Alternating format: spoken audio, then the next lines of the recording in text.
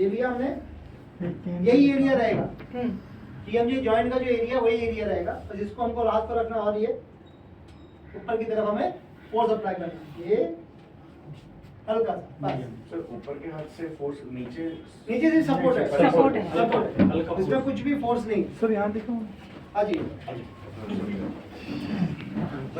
TMJ sighting बता दे sir. ठीक है। पेशेंट को सुपाइन पोजीशन में लेटा दो, गर्दन घुमाओ, ठीक है। उसका जो पूरा सिर है वो आपके हाथ पे होना चाहिए।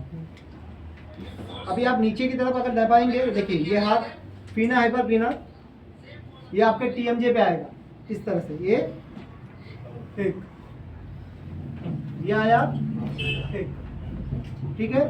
अब यही अगर हमें टेम्पोररी एरिया को सेट करना है, तो अभी हम डायरेक्शन हमारा चेंज हो गया। पहले हम यहाँ पे खड़े थे सिर के पास, अब हम कहाँ पे आ गए,